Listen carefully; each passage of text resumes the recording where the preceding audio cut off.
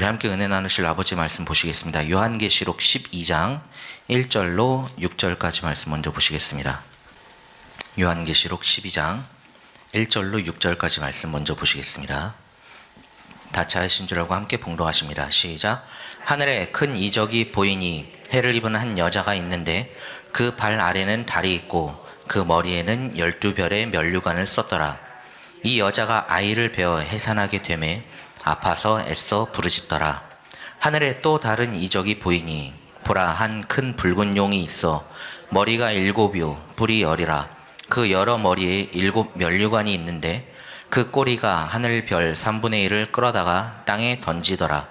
용이 해산하려는 여자 앞에서 그가 해산하면 그 아이를 삼키고자 하더니 여자가 아들을 낳으니 이는 장차 철장으로 만국을 다스릴 남자라.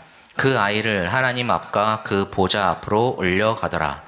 그 여자가 광야로 도망하매 거기서 1260일 동안 저를 양육하기 위하여 하나님의 예비하신 곳이 있더라. 아멘. 우리 한 군데 더 보시겠습니다. 시편 102편 18절 말씀입니다.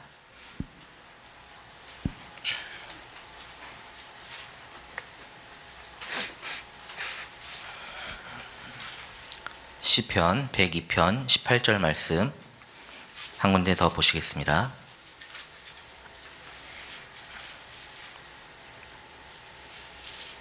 시편 102편 18절 다 찾으신 줄 알고 함께 봉독하시겠습니다. 시작. 이 일이 장래 세대를 위하여 기록되리니 창조함을 받을 백성이 여호와를 찬송하리로다. 아멘. 이 시간 제목은 지난주에 주목사님께서 하셨던 제목이랑 연동해서 해를 입은 한 여자가 내놓은 교리로만 여호와를 찬송하는 창조된 자가 될 수 있다라는 제목으로 함께 은혜를 나누기 원합니다. 해를 입은 한 여자가 내놓은 교리로만 여호와를 찬송하는 창조된 자가 될 수 있다라는 제목으로 함께 은혜 나누기 원합니다. 시편 102편 18절 말씀을 보니까 이 일이 장래 세대를 위하여 기록되리니 창조함을 받을 백성이 여호와를 찬송하리로다 라고 말씀하고 있습니다. 여호와를 찬송하려면 반드시 창조함을 받은 백성이 되어야 된, 창조된 자가 되어야 된다는 말씀이죠. 이 일이 장래 세대를 위하여 기록되리니라는 말씀은 이건 아직 구약 세대이기 때문에, 아직 봉함되어 있는 말씀이기 때문에 아직은 이루어지지 않았으니까 봉함된 말씀이 열리면 창조된 자가 나와서 창조된 자가 여호와를 찬송하리로다 라는 말씀입니다. 봉함된 말씀이 누구를 통해서 열리냐면은 인자를 통해서 열리고 나중에 마지막 때가 되면 열리는데, 마지막 때가 돼서 봉함된 말씀을 여는 사람이 누구냐면 해를 입은 한 여자라고 성경은 분명히 말씀하고 있습니다. 그래서 해를 입은 한 여자가 내놓은 교리로만, 반드시 그 교리로만 창조된 자가 나와서 여호와를 찬송한다는 말씀입니다. 이 시간에는 제목 가운데서 어디에 초점을 맞출 거냐면요, 창조가 무엇인지, 그리고 찬송이 무엇인지, 그리고 해를 입은 한 여자가 내놓은 교리에 대해서 이거 세 가지를 좀 초점을 맞춰서 보려고 합니다. 먼저 찬송을 좀 볼 건데요, 이 복음 받기 전에는 혹시 찬송에 대해서 생각을 해보신 적 있으신 분 계십니까? 찬송이 무엇인가? 그냥 예배 드리기 전에 마음을 열기 위해서 준비하는 찬양이 찬송이다. 그렇죠? 노래하는 것만 생각을 했잖아요. 찬송 뒤에 송이니까 그 노래를 하는 것만 생각을 했는데 저도 그거밖에 생각을 못 했었어요. 특히 저는 지금 목사님께서 저한테 말씀하시죠. 저 노래할 때 엄청 떤다고 말씀하시잖아요. 그거 엄청난 노력의 결과로 나온 건데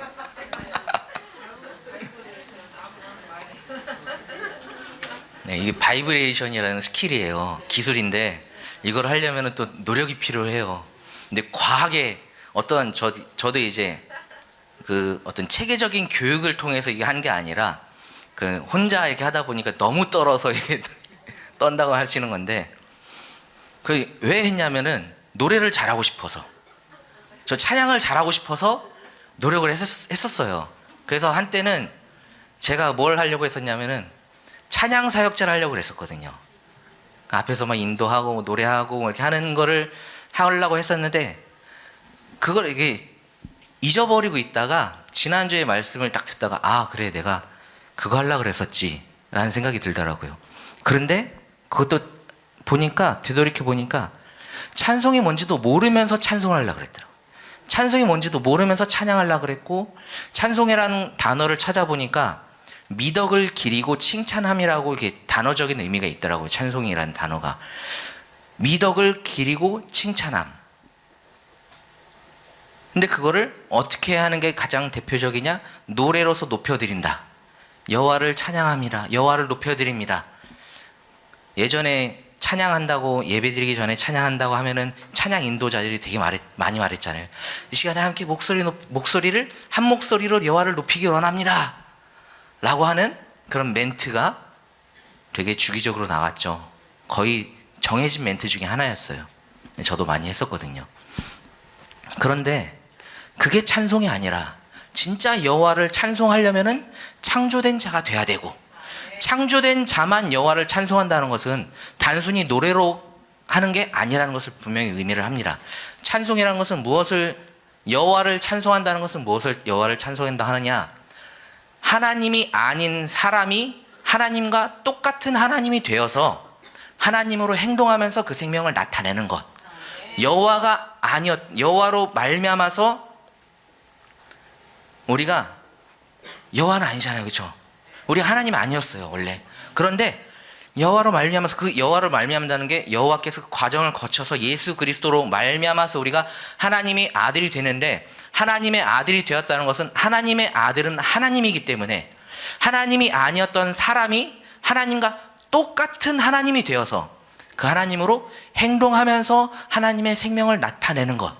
그래서 여호와의 생명을 나타내는 아들이 되어서 아들로서 살아가는 게 바로 여호와를 찬송하는 것이다 라고 말씀하셨습니다. 첫 시간에 김국현 목사님께서 제가 하려고 했던 성경 구절을 다 찾으셔가지고 그래도 또 찾아보겠습니다. 왜냐, 우리는 성경에 근거해서 신앙을 또 세워가기 때문에. 우리 이사야서 43장 21절입니다.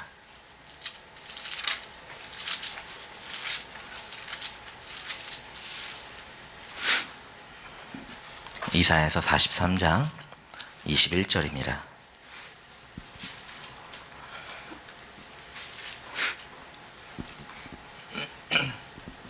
다 찾으신 줄 알고 함께 봉독하시겠습니다. 시작.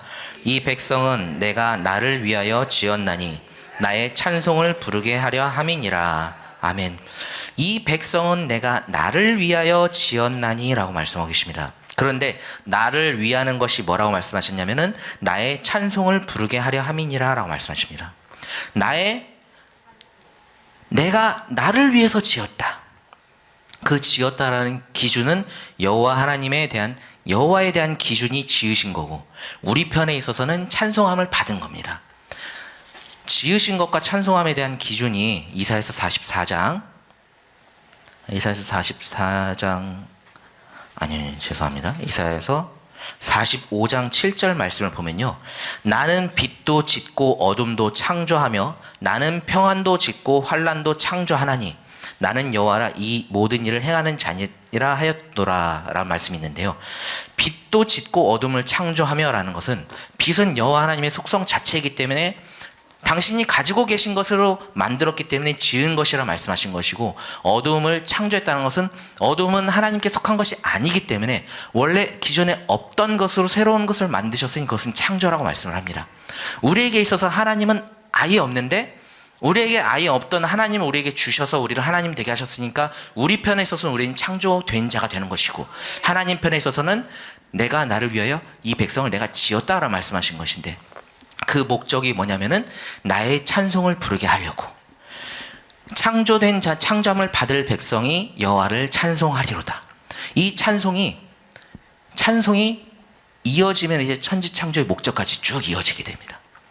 찬송을 하신 이유가, 창조의 목적이, 천지창조의 목적이 예수 그리스도로 말미암아서 당신의 아들들 되게 하시려고, 아들들 되게 하는 그게 바로, 우리가 여호와 하나님의 아들이 되는 게 바로 여호와를 찬송하신 것이고, 그거 찬송하는 것이고, 그것이 바로 그분의 천지창조의 목적이고 창조된 자가 나타나는 이유다라는 말씀이죠. 네.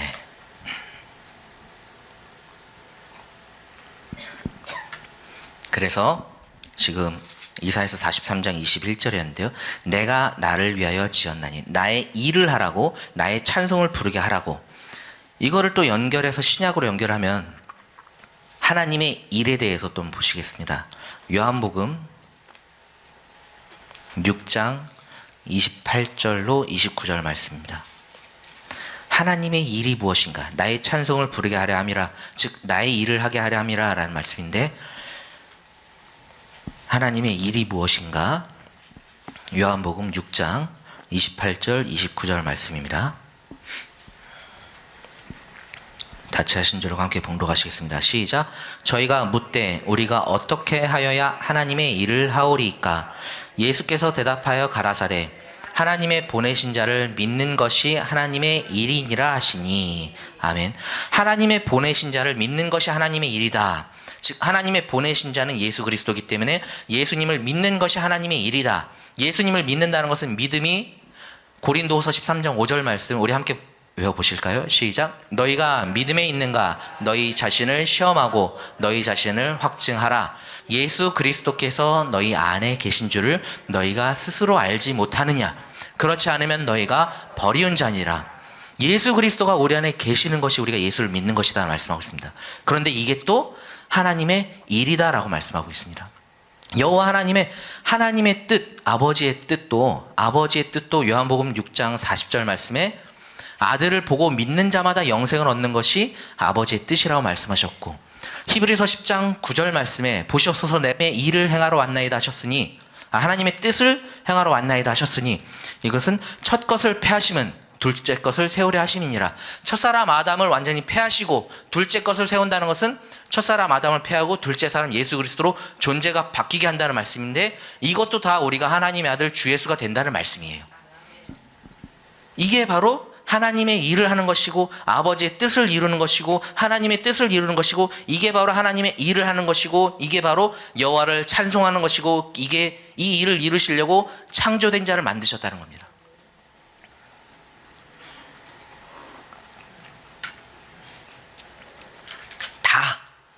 다 각자 표현이 다르게 나타났지만 모든 것은 다 하나예요. 그렇죠? 우리가 하나님의 아들 주 예수 되는 거. 그러니까 성경 전체는 무엇을 얘기하고 있느냐?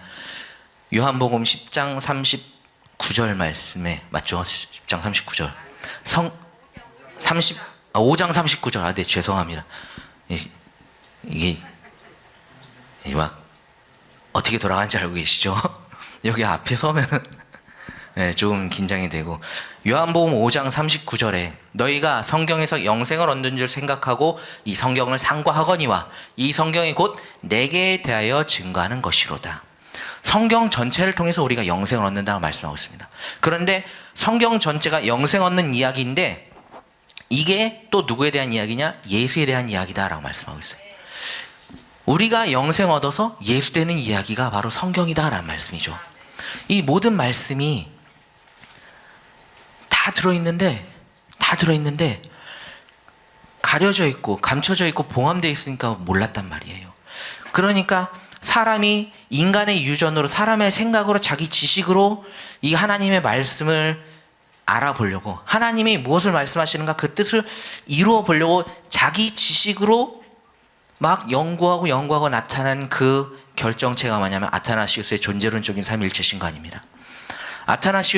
아타나시우스의 존재론적인 삼위일체 신관을 믿어서는 사람이 아무리 자기 노력을 해도 거기에 만족을 얻지 못하고 자살한다고 어제 주목사님께서 제목을 통해서 말씀하셨어요.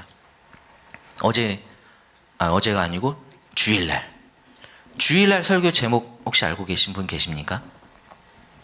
너무나 이제 인상적이고 확 박혀서 잊어버릴 수가 없는 제목인데, 그쵸? 서울대 나와서, 서울대 졸업하고 미국 LA에 가서 목회를 하고 다시 한국에 들어와서 목회를 하면서 아타나시우스의 존재론적인 삼위일체 신관을 전하다가 자살한 K 목사. 서울대를 졸업했다는 것은 엄청난 인간의 노력이 들어간 인간의 노력이 필요한 일이에요. 그렇죠? 서울대 아무나 못 들어가는 거 다들 알고 계시죠? 우리나라에서는 최고로 꼽아주는 서울대학교. 아무나 못 들어갑니다. 그래서 우리 김 목사님 말씀하실 때 계속 강조하시는 게 아무도 못 간다는 것을 아무나 가는 애가 아니라는 것을 강조하시려고 계속해서 하시는 말씀이에요. 그런데 거기에 대한 뒷 배경이 이 그 제목에서 나타난 뒷배경이 뭐냐면 인간의 노력이 아무리 들어가도 미국 LA에 가서 목회를 한다는 것은 특히 우리나라 사람이 미국 LA에 가서 목회를 하려면은 영어도 엄청 잘해야 되고요. 영어를 잘 해가지고 이 성경에 있는 내용을 한국말로 된 것도 영어로 번역해서 그 뜻을 또 뽑아야 돼요. 그러니까 얼마나 엄청난 지식적인 이게 수준이 필요하겠어요.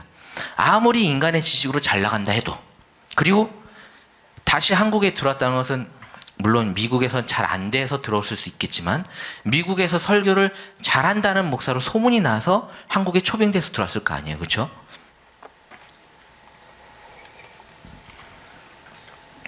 그렇게 인간적으로는 아무리 노력을 해서 잘 나간다 하더라도 인간의 지식으로 뽑아낸 결정체인 아타나시우스의 존재론적인 삼일체 신간을 믿고 그것을 전하니까 그 결국은 뭐다? 자살이다. 하나님으로 살아간 게 아니라 자기 지식과 자기 만족과 자기 노력으로 살아가다 보니까 자기 만족을 위해서 했는데 이 아타나시우스의 존재론적 삼일체 신간에서 만족이 없거든요. 절대 만족이 없거든요.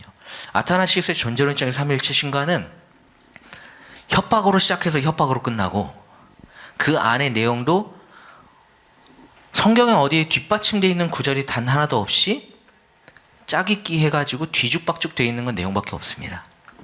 우리 아타나시우스의 존재론적인 삼일체 신간을 좀 보실게요. 처음에 시작이 이렇게 시작을 합니다. 누구든지 구원을 받고자 하는 사람은 모든 것 이전에 먼저 이 신앙을 소유해야 한다. 이 모든 신앙의 내용을 온전히 이루지 못한 사람들은 영원토록 멸망받을 것이다. 앞에 1조 1번에서는 강조, 이거 꼭 해야 돼 라고 강조하면서 안 하면은 멸망받으라고 협박을 했어요. 그리고 그 중간중간에 보면은 이 신앙은 다음의 것들이다. 우리는 삼일체이신 한 분 하나님을 믿는다. 이 신앙을 믿어야만 한다라고 강조를 또 했고, 그리고 18조 아니고 19조 20조를 보시면요, 우리는 이 각각의 세 분이 그 스스로 하나님이시오 주님이시라는 사실을 기독교의 진리로 받는 바이다라고 그냥 땅땅땅해서 못을 박아버렸어요. 그러면서 따라서 세 분 하나님이 계시며 세 분 주님이 계시다는 말은 참 기독교인으로서 금한다라면서 이렇게 해야 된다고 강조를 해버렸어요. 또 그리고 44조에 보면은 이것이 교회의 참 신앙이며 이를 신실하게 믿지 않는 자는 구원을 얻지 못하는 것이다 라고 하면서 또 협박으로 마무리를 지었어요. 아타나시우스의 존재론적인 삼위일체 신간 안에서는 협박으로 시작해서 협박으로 끝나기 때문에 그 안에서는 평안이라는 게 있을 수가 없고, 그 안에서는 만족이라는 게 있을 수 없고, 그 안에서는 뭐만 가득하냐면은 불안, 초조, 내가 이걸 안 믿으면 어떡하지? 아타나시우스의 삼위일체 신간에 대해서 분명히 이 복음 받기 전에 아타나시우스의 삼위일체 신간을 내가 분명히 알았다 하고 하시는 분 계십니까? 저는 신학 가서 배우기 전에 이런 게 있는지도 몰랐어요. 그리고 신학 가서 배우면서도 이게 무슨 내용인지도 몰랐어요. 신학 커리큘럼 가운데 칼빈의 기독교 강요에 대한 커리큘럼 가르치는 과목은 있어요. 그런데 아타나시우스의 존재론적인 삼일체 신간, 아타나시우스의 발음도 힘들어. 아타나시우스의 삼일체 신간, 이 44개의 신조에 대해서 가르치는 커리큘럼은 거의 없어요. 있다 하더라도 몇 개만 뽑아서 가르쳐요. 저도 뭐를 배웠냐면 삼위일체론과 성령론을 배우면서, 그 과목을 배우면서 성령에 대한 내용이다 라고 하면서 몇 개만 뽑아서 가르치더라고요. 그러면서 아타나시우스의 이 삼위일체 신간은 성경에 근거하는데, 성경 어디에 근거하냐면 마태복음 3장 16절 17절 그 예수님이 세례 받으시는 그거랑, 그리고 요한일서 5장에 7절 8절 증거하는 이는 성령이시니 성령은 진리니라면서 증거하는 이가 셋이니, 그 뒤는 안 봐요. 성령과 물과 피라는 안 봐요. 그냥 증거하는 이는 셋이니라고 했지 않느냐. 그러니까 하나님은 세 분이다. 그런데 세 분이라고 믿으면 안 된다. 저 배울 때는요, 세 분이라고 믿으면 안 된다고 안 배웠어요. 그냥 하나님은 성부, 성자, 성령이 계신다 라고만 배우고 그 뒤는 저는 안 배웠어요. 나중에 제가 이 원문은 되게 구하기도 힘들더라고요. 신조를 보면 니케아 신조 하면서 콘스탄티노플 신조 그러면서 다른 신조들 이 찾은 거는 신조를 찾으면은 확인할 수 있는 데도 있어요. 그런데 이거는 웬만해서는 찾기가 좀 힘들더라고요. 어쩌다 이게 찾아서 봤는데 이해가 안 되는 거예요. 하나님은 7조에 보면은 성부와 성자와 성령은 그 자체로 존재한다. 8조에 성부와 성자와 성령은 결코 창조되지 않았다. 그런데 11조에 보니까 그러나 세 분이 영원한 분들이 아니며 다만 영원한 한 분이 계실 따름이다. 그 자체로 존재하고 창조되지 않았으면은 성부는 따로 계시고 성자 따로 계시고 성령 따로 계신데 세 분이 영원한 분들이 아니고 다만 영원한 한 분만 계시다? 삼위일체? 일체, 삼위. 이게 전혀 연결이 안 되는 거예요. 그러다 보니까 제가 어디까지 갔는지 계속해서 말씀드렸죠. 신학을 하면서 신학은 참 길기도 하죠. 9년, 7년 학부 4년 하고 신대원 3년을 했는데 신대원 3년 하고도 끝이 아니라 강도사 고시를 보기까지 최소 1년 이상 공부를 해야 되고 강도사 고시를 본 다음에 또 목사 고시를 보기까지 최소 또 1년 이상 공부를 해야 되고 그러면 여기서 일단은 9년 들어가잖아요. 목사 고시 보면은 목사 고시 보고 바로 또 목회를 시작하는 게 아니라 그 뒤에 또 어디 가서 배워야 되니 부목사 생활도 몇 년 해야 되고 이게 의대랑 같은 것 같아요. 의대도 그러잖아요. 학부 그리고 대학원까지 한 다음에 또 인턴 생활하고 레지던트하고 그 다음에 또 전문의 들어가는데 전문의도 자기 병원 하는 게 아니라 어디 가서 또 계속해서 해야 되는 의대생만 이거 빡세다고 할 게 아니네.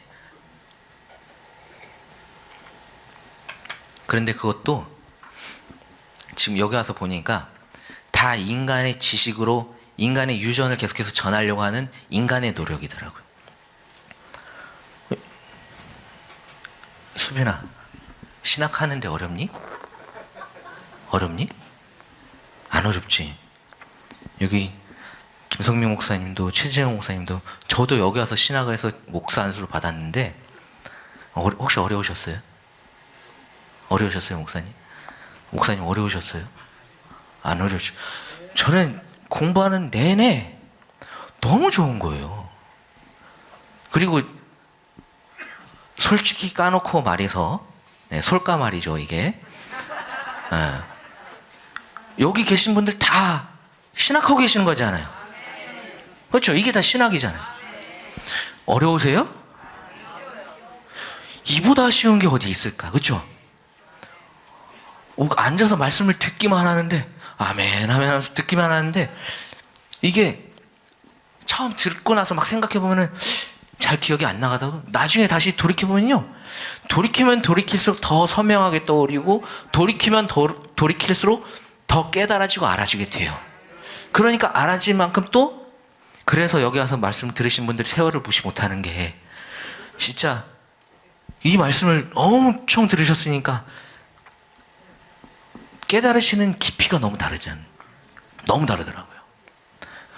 저도 이제 만 9년 돼가지고 10년차 접어들어서서 말씀을 들으니까 근데 만 9년 10년차 접어들어서도 저도 피렘이더라고요. 말씀하시는 거 보면은 와, 깊이가 너무 다른데 그것도 어렵지가 않아요. 듣는데 어렵지가 않아요.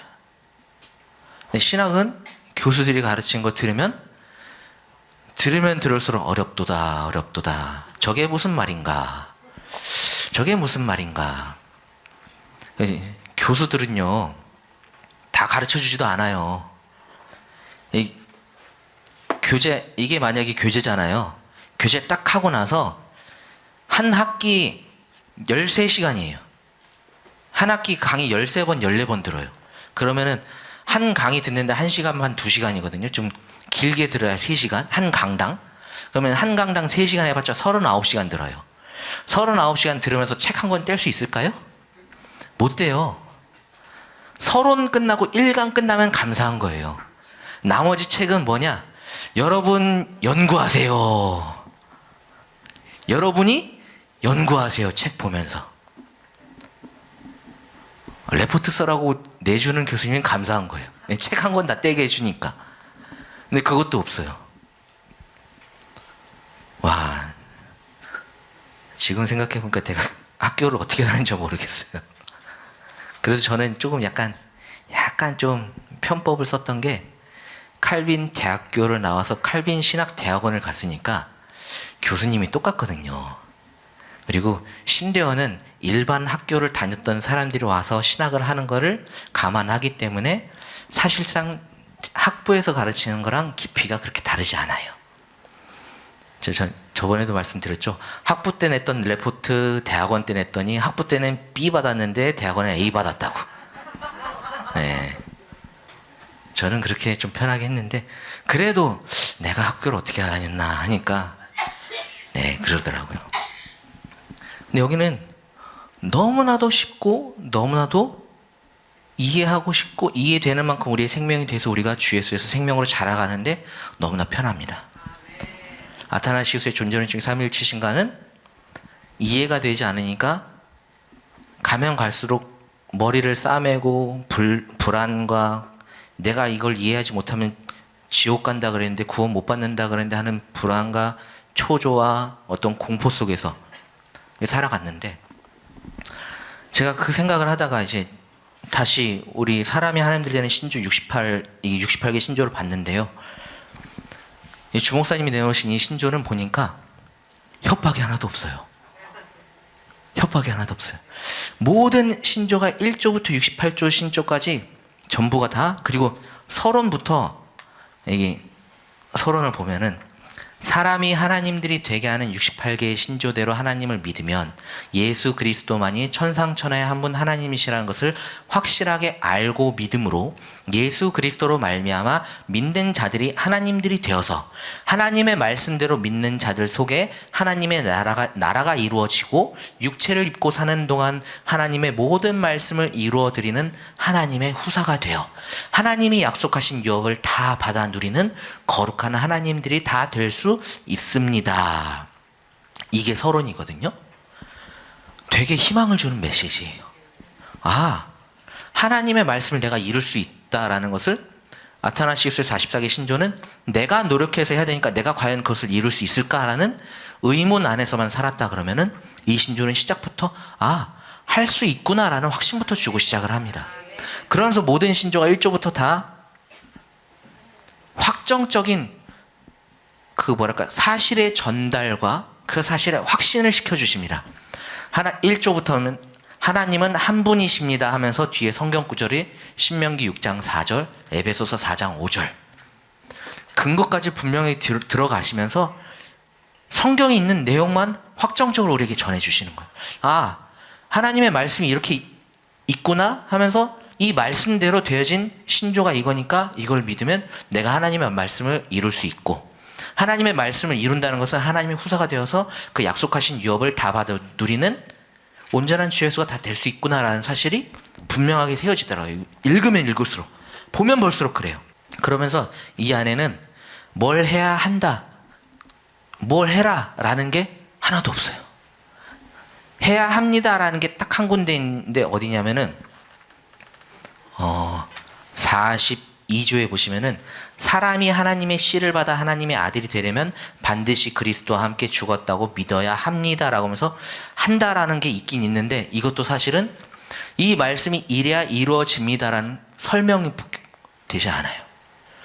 그런데 내가 하나님의 씨를 받아야 하나님의 아들이 되는구나. 근데 그러려면 그리스도와 함께 죽었다고 믿어야 되는구나 라는 것을 확인시켜주는 것밖에 없어요. 마지막 68조에서도 일회일체로 계신 한 분 하나님이 많은 하나님의 아들들을 얻기 위해 삼위로 일하심을 믿지 않으면 단 한 사람도 하나님의 아들이 될 수 없습니다라는 이건 약간 앞에 있는 것을 믿어야 된다는 약간 경고라 그런 의미밖에 되지 않고, 이 경고라고 말씀을 드린 것도 제가 약간 최대한 안 좋게 생각을 해봤거든요. 최대한 안 좋게 생각했는데 이것도 경고밖에 되지 않더라고요. 그러면서 앞에 있는 것을 다시 한번 되돌이키게 하는 목적으로 기록해 놓으신 것밖에 생각이 되지 않더라고요. 저는 68개 신조를 보면 볼수록 말씀이 분명히 세워지고, 말씀 안에서 하나님의 어떤 분이신가에 대해서 분명히 세워지고, 그 하나님이 어떤 분이시냐면 일일체로 계신 한 분 하나님이 분명하게 세워지고, 일일체로 계신 한 분 하나님의 하시는 일이 무엇인가, 많은 아들들 얻기 위해서 그분이 삼위로 일하시는 것을 분명히 설명을 해놓으셨고, 그 삼위로 일하심으로 말미암아서 믿는 내가 삼위일체로 하나님의 친아들 주 예수가 된다는 사실이 분명하게 세워지는 것밖에 되지 않는 신조입니다. 이거는 사람이 하나님 되는 신조, 제목 그대로 내가 하나님이 되는 신조인 거죠. 네. 지금 원래 순서가 찬송하고 창조하고 해를 입은 한 여자가 내놓으신 교리 이렇게 가야 되는데, 지금 순서가 약간 좀 많이 섞였어요. 네, 제가 이제 저는 아직 잘 못하기 때문에 이렇게 책을 기록해 가긴 했는데, 기록해는 순서대로가 아니고 지금 자꾸 이렇게 섞여서 나오고 있어요. 지금 감안해 주시고 들으시기 바랍니다. 그럼 다시, 찬송은 하나님이 아닌 사람이 하나님과 똑같은 하나님이 되어서 하나님으로 행동을 하면서 하나님의 생명을 내놓는 것이 찬송이고, 그 찬송을 하려면 반드시 창조된 자가 되어야 된다 해서 우리 창조로 잠깐 가시겠습니다. 창조에 대해서는 예레미야서 31장 22절 말씀을 보시겠습니다. 예레미야서 31장 31장 22절 맞죠? 네. 예레미야서 31장 22절 말씀 보시겠습니다. 함께 봉독하시겠습니다. 시작. 폐허간 딸아, 내가 어느 때까지 방황하겠느냐? 여호와가 새 일을 세상에 창조하였나니 곧 여자가 남자를 안으리라. 아멘. 여호와가 새 일을 세상에 창조하였나니 곧 여자가 남자를 안으리라. 여자가 남자를 안는 것이 새 일을 창조하신 것이다 라고 말씀하셨습니다. 그런데 이 새 일을 어디에 창조하셨느냐? 세상에 창조하셨다고 분명히 말씀하고 있습니다. 이 세상에 대해서는 마태복음 13장 38절에 보면은 밭은 세상이요 라고 말씀하셨고, 고린도전서 3장 9절 말씀에 보면은 우리는 하나님의 동역자들이요 너희는 하나님의 밭이요 하나님의 집이니라 라는 말씀을 통해서, 세상은 밭인데 밭이 바로 우리다 라는 구절을 통해서 세상에 새 일을 창조하셨다, 사람 안에 새 일을 창조하셨다, 그 사람 안에서 창조하신 일이 무엇이냐? 여자가 남자를 안는 것이다 라는 말씀을 분명하게 알 수 있습니다. 여자가 남자를 안는다. 여자는, 사람은 남자든 여자든 다 상관없이 여자예요. 왜 여자냐? 사람이 밭이기 때문에. 밭은 씨가 없어요. 그렇죠? 씨가 없기 때문에 밭에 씨를 심는 것이고, 그리고 여자도 씨가 없기 때문에 씨가 없는 여자 안에 씨가 있는 남자가 그 안에 들어가서 씨를 줘서 그 생명을 낳게 하는 거잖아요. 그러니까 사람 안에 하나님의 씨이신 그리스도가, 요한일서 3장 9절이죠. 그리스도는 하나님의 씨라고. 하나님의 씨이신 그리스도가 사람 안에 들어오시는 것이 새 일을 세상에 창조하시는 것이다. 이 일이, 하나님의 씨는 사람에게 속한 것이 아니기 때문에 창조로 말씀하신 것이고, 사람 편에 있어서는 창조가 이루어진 것이고, 하나님께서는 당신의 생명을 주셨기 때문에 이 백성은 내가 나를 위하여 지었다라고 말씀하신 것입니다. 창조는 여자가 남자를 안는 것이 창조인데, 이 창조를 하신 목적은 에베소서 1장 3절부터 5절까지 말씀을 보시겠습니다.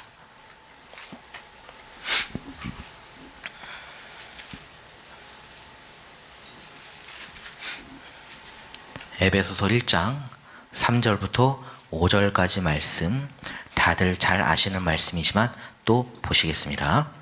에베소서 1장 3절부터 5절까지 말씀 함께 봉독하시겠습니다. 시작.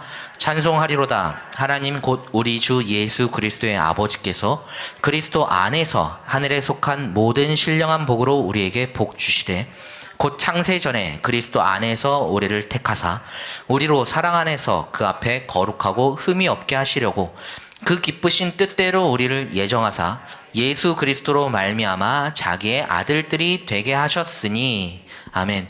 천지 창조의 목적이 무엇이냐? 예수 그리스도로 말미암아서 자기의 아들들이 되게 하시려고 천지를 창조하셨다 말씀하셨고, 이 창조하신 천지가 누구냐면은 창세기 1장 27절 말씀에 하나님께서 자기 형상 곧 하나님의 형상대로 사람을 창조하시되 남자와 여자를 창조하시니라. 창세기 1장 26절 27절 말씀은 1장 26절은 사람을 지으셨다 말씀하셨고, 그 지으신 사람을 창조된 사람으로 만드신다는 이야기인데, 그 만드신 목적이 죄송합니다. 잠깐 다른 걸 좀 엮으려고 하다 보니까 지금 제 머릿속에서 꼬였는데요. 일단은 창조만 먼저 하겠습니다. 창조하신 목적은 무엇이냐면은, 창조하신 목적은 당신의 아들들 되게 하시려고. 우리가 당신의 아들들이 된다면, 우리가 하나님의 아들이 되면은, 아들은 반드시 아버지와 같은 생명을 가지고 있기 때문에 아버지의 생명을 가지고 살아가고 아버지와 똑같이 행동을 하지 않습니까?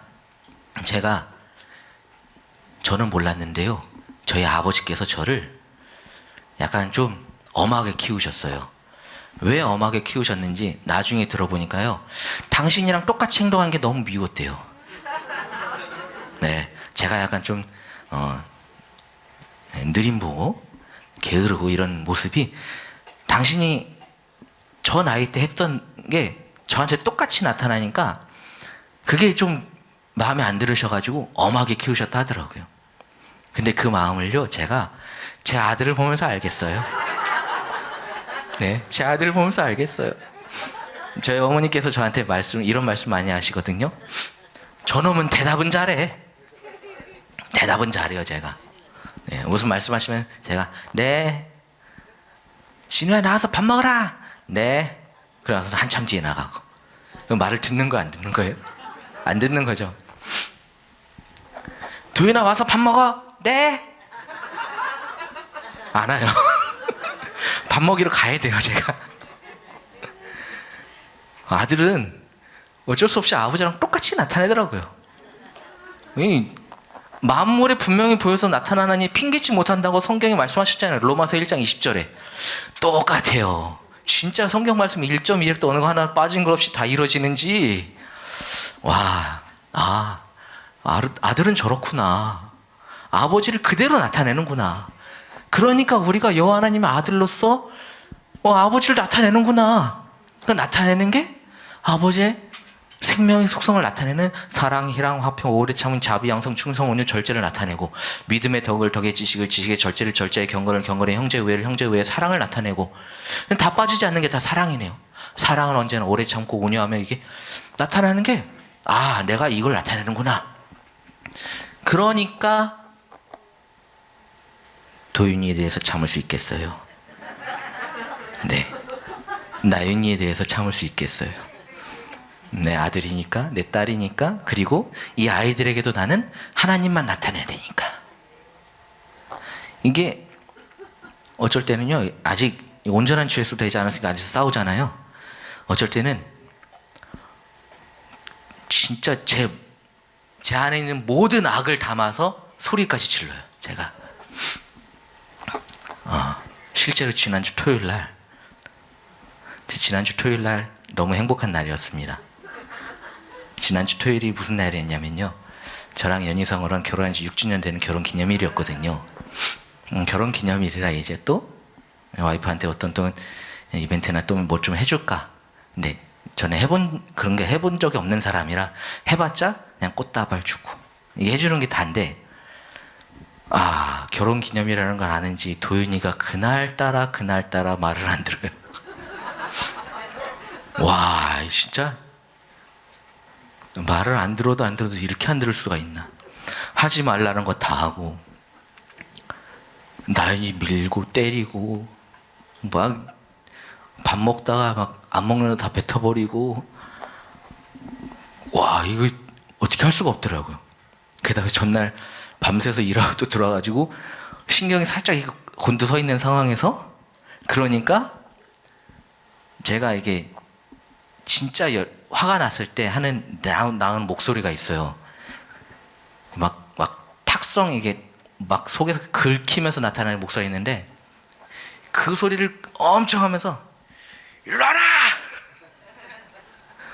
하지 말라고, 일로 오라고. 근데 아이들한테 있어서는 일로 와라 하면 안 오더라고요. 제가 갔죠. 그래서 다 했는데, 그러면서 이건 주 예수의 모습이 아니구나. 또 이렇게, 근데 그 나타난 것에 대해서 너무 감사하게, 주님 아직도 제 안에 이런 악들이 너무 많이 남아있네요, 감사합니다. 죽이고 나니까 날 저녁에 너무 행복하게 또 도윤이 안고 코 자고. 네, 제 아들이 저한테 항상 하는 말이 있거든요. 아빠, 우리 오늘 안고 코 자자. 맨날 하거든요, 저한테. 근데 또 안고 이렇게 편안하게 잠을 자면서 행복하게 또 그날을 마무리했는데, 이것처럼 아들로서 아버지의 생명을 온전하게 내놓는 것, 이걸 하라고 하나님이 창조를 하셨고, 이 창조를 이루는 말씀은 하나님의 말씀이 실제가 돼야 창조가 되는 거잖아요. 근데 그 말씀의 실제를 이루는 교리는 무엇밖에 없느냐? 해를 입은 한 여자이신 미석 주종철 목사님을 통해서 나온 이 사람이 하나님들 되는 영원한 복음밖에 없다. 이 사람이 하나님 되는 신조, 68개 신조를 통해서 나타난 이게 영원한 복음의 뭐라고 해야 되죠? 결정체? 결정체라고 해도 될까요? 핵심? 이걸로 핵심되어서 나타나는 이 영원한 복음 말고는 창조된 자가 나타날 수가 없고 여호와를 찬송할 수가 없다라는 사실이 너무나 분명히 나타나게 돼서, 전또 제 삶에서 계속해서 나타나니까, 내가 하나님이 아니었으면 내가 어떻게 결혼을 했겠고, 내가 하나님이 아니었으면 어떻게 저 아이들을 낳을 수 있었겠으며, 하나님이 아니었으면 어떻게 저도 생각을 해보니까 자살을 생각하신 고영칠 목사님 뿐만이 아니라 저도 만약에 그렇게 살았으면은 저 자살할지도 몰랐겠어요. 왜냐하면은 제 자신에 대한 쓸모나 이런 소용성을 전혀 못 느끼니까. 살아가는 것 자체가 저희 부모님께 대한 불효에, 살아가는 것 자체가 부모님이 근심만 되는 것 자체니까 저도 어쩌면 그 길을 선택했을 수도 있겠어요. 아니면은 저희 부모님을 떠나가지고 혼자 어디 지방으로 갔든지, 저 그랬을지도 몰라요. 실제로 이 복음 받기 전에는 엄마 아빠한테 언제 말 그냥 해놓고 그냥 어떻게 말도 그냥 직접적으로 얘기하는 게 아니라 그냥 편지 한 장 남겨놓고 좀 딴 데 가서 살아야겠다라는 생각도 저는 했었거든요, 실제로. 왜냐? 이건 사람이 살아가는 모습이 아니니까, 제가 살았던 모습이. 그런데 거기서 건져져 가지고, 와, 진짜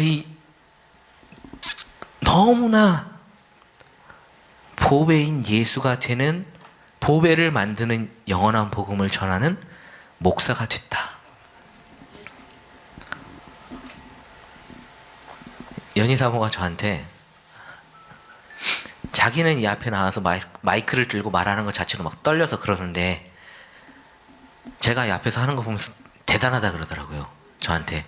근데 저는 제가 대단한 게 아니라 저를 주 예수 되게 해주신 이 복음이 정말 대단하고, 이 복음을 전해주신 우리 목사님이 대단하신 것이고, 제 안에서 일하시는 하나님이 대단하시기 때문에 저는 이 일을 할 수 있다라고 말을 하고, 제 생각을 항상 그 안에서 새겨놓고 있습니다.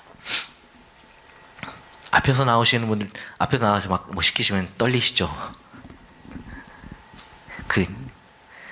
떨려하지 마세요. 앞에서 나와서 하시는 것도 주님이 다 하시니까, 저는 말씀을 막 시켜주시면, 뭐 하시면은, 뭐라고 저한테 말씀 안 해주셔도 감사합니다. 저놈, 목사님이 그러시잖아요. 저놈 돈도 못 벌고 너한테 뭐 해준 거 있냐? 없어요. 감사합니다. 감사할 뿐이에요. 예. 시간이 돼서 이제 마치겠습니다. 기도하겠습니다. 주님 감사합니다. 정말 이 영원한 복음 주목사님을 통해서 주셔가지고 주 예수 되게 하시니 감사하고, 이 귀한 시간 또 주셔서 함께 할 수 있도록 말씀으로 생명을 나눌 수 있도록 하시니 감사하고, 우리 주목사님 통해서 또 증거해 주실 말씀에 감사합니다.